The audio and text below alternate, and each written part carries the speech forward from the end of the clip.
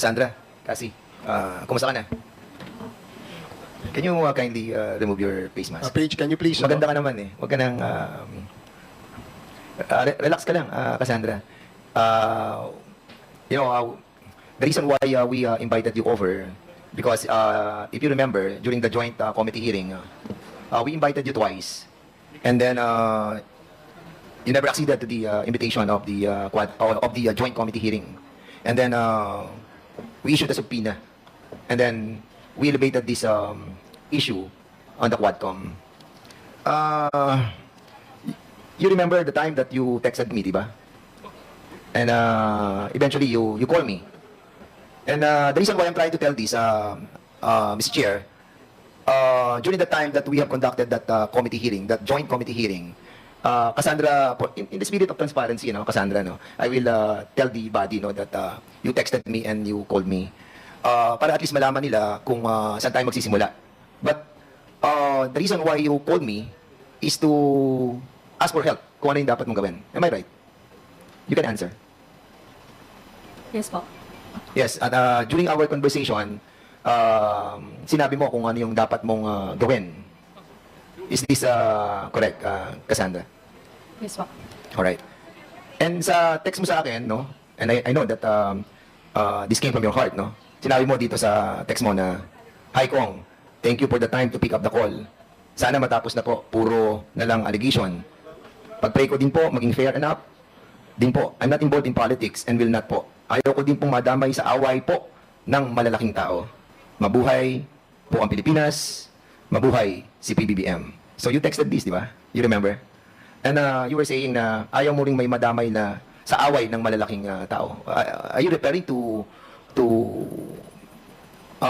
sinong personality are you trying to imply on your text?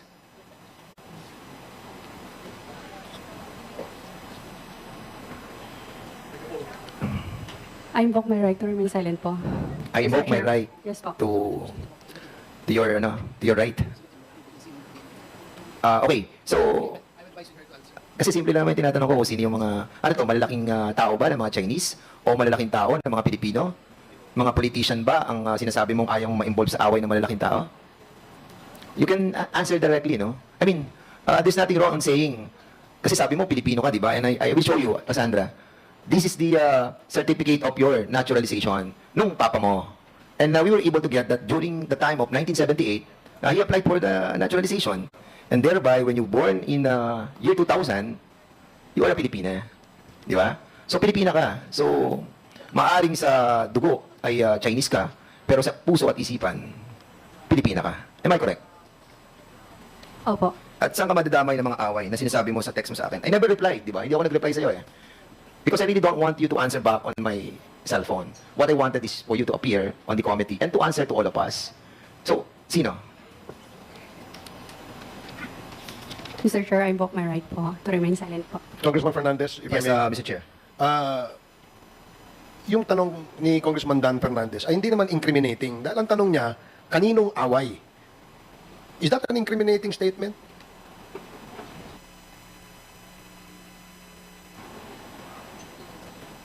Ang sinasabi ko po is right to remain silent po. Hindi po self-incrimination. Mr. Chair, Mr. Chair. Okay. Chair. Congressman Acop? I would just like to remind Madam Cassandra Ong and her lawyer that what we are conducting here is not a custodial investigation where you can invoke your right to remain silent. There have been Supreme Court decisions on this. So I think the witness has to answer. Otherwise, we will move to cite her in contempt for refusal to answer. Mr. Chairman. That is correct. Congresswoman Luis, no? You want to Mr. say- Chair, the reason why I started our hearing with the parameters on the use of right to self-incrimination is to guide our resource speaker as to when they can be availed of and when they cannot. And as far as this representation is concerned, Mr. Chair, we have two elements before they can avail of the right against self-incrimination. One, there must be identifiable crime. And two, there is the probability that the resource speaker may be convicted of the crime. Now, at this point, Mr. Chair, may we ask Ms. Cassandra Ong, nung tinanong ka ba ni Honorable Dan Fernandez, kaninong away ang iniiwasan mo? Ano bang krimen ang iniisip mo na baka ikaw ay madamay? I refuse to testify. I refuse to answer po para sa own reason ko po. If I may, Congresswoman Luistro, I'm sure it is upon the advice of your counsel, Attorney Topacio. Kaya mo sinasabi that you refuse to testify or the right against self-incrimination, etc., etc. Pero maliwanag po na marami pong sinight na mga jurisprudence tungkol dito.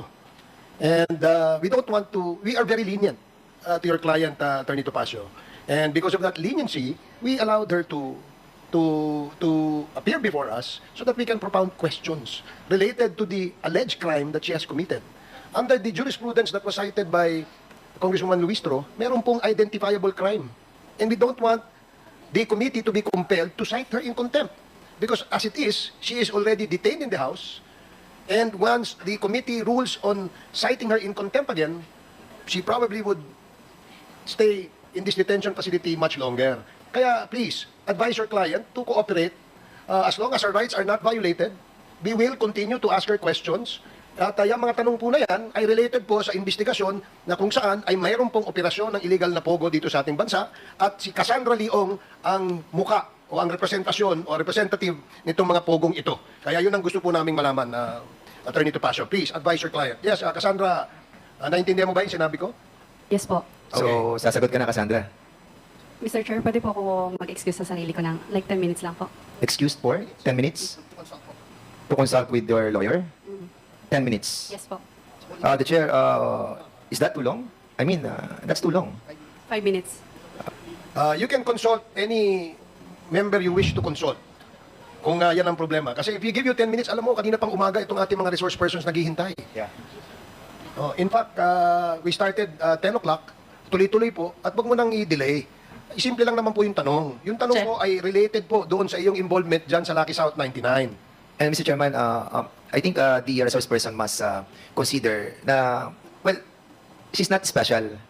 Hindi po kayo lamang ang resource person that we are investigating. All of these resource persons have been here since morning. Lucky you are in your own room, di ba? Meron kang aircon, meron kang sariling kwarto. But all of these people who are working tirelessly to ferret the truth has been here for so long. We hope you understand that you're asking for 10 minutes for us to wait another 10 minutes. I think, Mr. Chair, that is unacceptable.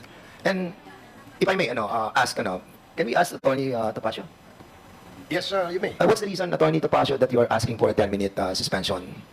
May I address the chair, Your Honor? Yes, please. It was not my idea, actually, Your Honor. It was her request to me. And I told her to relay directly because I cannot talk unless recognized. Thank you, Your Honors.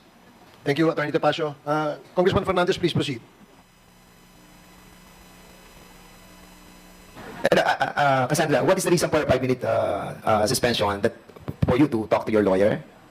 Are you asking for a 10-minute? Yes po. Yes po. And what's the reason behind? Mr. Chair, Okay, sige. We will allow you for a 5-minute conference with your lawyer, provided that pagbalik mo, you will tell the truth. Is that clear? Mr. Chairman, I object because we'll be waiting here for so long. Let's start with this right now. I think the resource person needs to confer with her client. And Mr. Chair. the committee is Mr. Chair. lenient about that. And because it is also her right, Mr. so Chair. we can provide her at least 5 minutes. Mr. Chair, Mr. May I Chair. remind our members that when the chair is speaking, let us not disturb him. That is the rule. Thank you, Congressman Akop.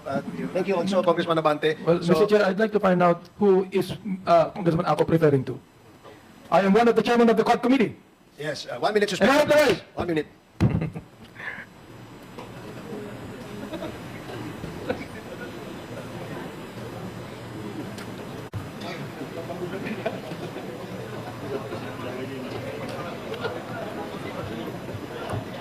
Punta sila nag-away. Busy.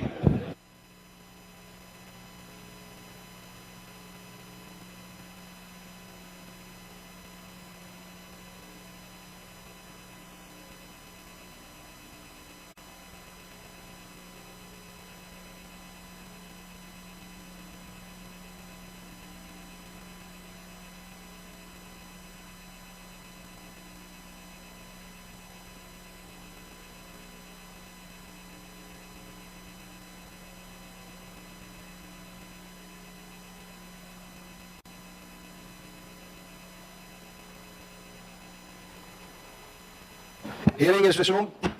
You already had your 5 minutes, Cassandra. So Please proceed, Congressman Damo. Okay, I hope, Kasi, you'll be answering all the query of all these members who are here, precisely because you are a Filipina. Filipina ka. And I just want you to remind you, I'll show you some pictures, Cassandra. Have you seen this? Nakita mo na ba to? These are all the torture victims na nakuha sa cellphone doon sa Porac at sa Banban. All those collected cell phones ay nakalagay itong mga pictures na to. These are victims of torture perpetrated doon sa Porac at sa Banban. Have you seen this? No, first time. Now lang? Okay. I will show you another picture. Ito mga pictures din. Ito naman yung mga namatay. They are 66 foreigners. Hindi makilala kung bakit sila namatay. Lahat sila, almost all Chinese. Natagpuan sila, almost everybody sa Region 3. So, nakita mo na ba sila? Hindi pa? Hindi pa rin. Hindi po. Okay. The reason why I showed you all these pictures is for you to realize the gravity of what you are into right now. Are you a incorporator of Lucky South 99? Hindi po. Hindi ka incorporator ng Lucky South 99? Never? Remember, you are under oath. Member ka or not? Baka ina-advise mo, attorney, mali. Ha? Starting 2019, she is already an executive assistant of Lucky South 99. Cassandra, are you an incorporator of Lucky South 99 since 2019 to the present? I think assistant lang po, pero hindi siya incorporator. You are an executive assistant. Tawag po dito, authority. 2019.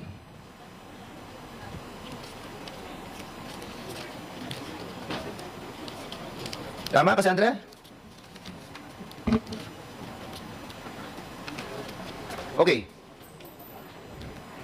Kailan ka naging executive assistant ng Lucky South 99?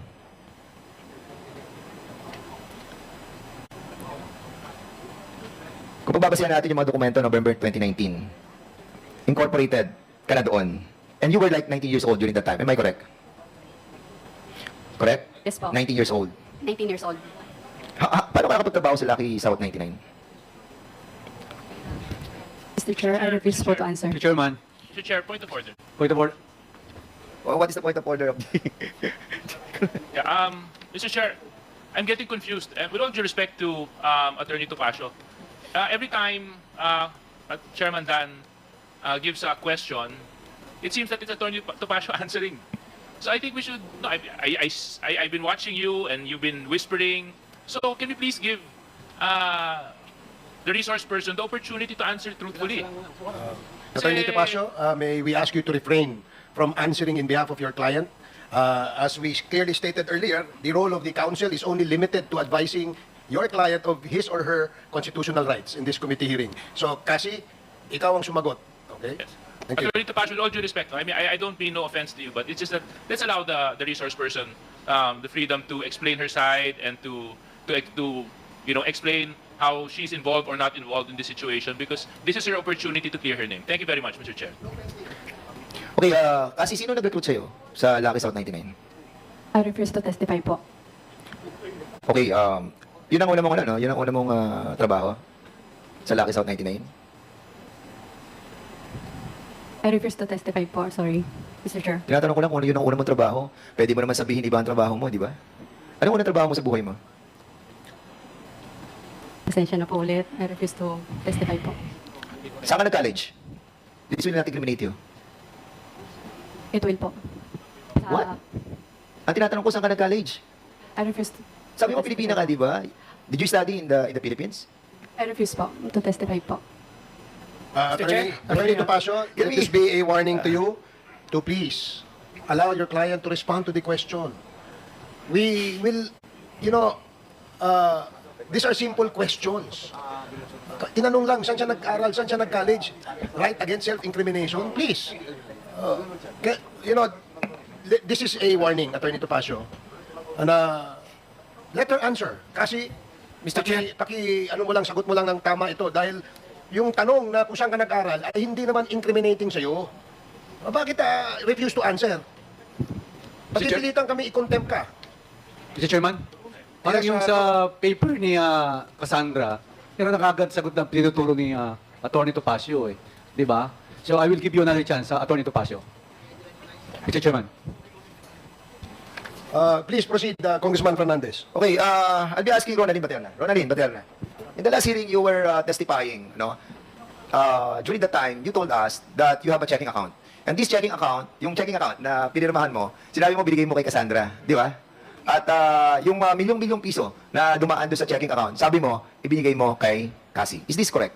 Yes po, Mr. Chair. Okay. So Cassie, ang sabi ni Ronaldin Baterna, who happens to be in the Lucky South 99 and in the Wilwin Corporation, binigay niya yung mga cheque sa'yo at maraming milyon-milyon ang dumaang pera dito. So, ginamit mo yung checking account. Pasensya na po talaga. I refuse to testify po. Mr. Chair. Mr. Chair.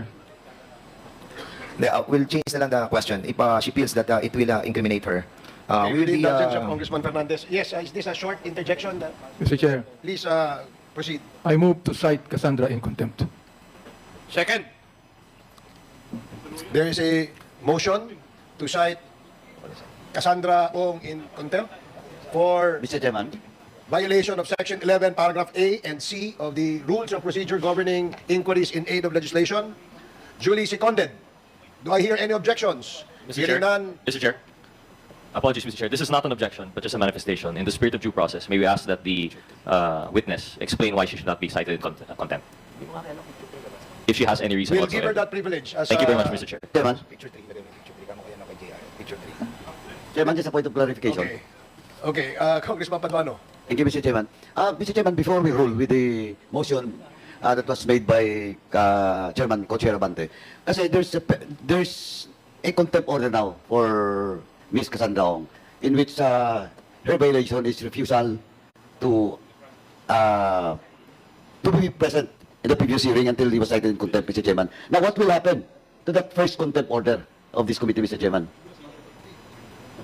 So, dalawang contempt? This is the first. The motion made by Congressman Abante has not been ruled yet. Yeah, that's why. Because there was an interjection by Congressman Gutierrez, and then the chair recognized Congressman Paduano for your interjection as well. So there's no decision yet as to the motion to cite her in contempt. Now, if there are no other obstructions, can we now rule on the motion? Mr. Chairman, Oh, yes, please. what will be the proper position with regards to my query? That this is the first time in the history, in my 11 years in Congress, for those cited in contempt, book contempt orders. Mr. And I'm Chair. just taking the process on our internal rules. I will never object, Mr. Chairman, but what I'm saying is, we have already issued a contempt order for Cassandra Ong. Now, if we will approve that motion by Congressman Chairman Abante, sabi ko nga, this will be the first time that a resource person was... Mr. Chairman, can I move for 1 minute suspension? 1 minute suspension.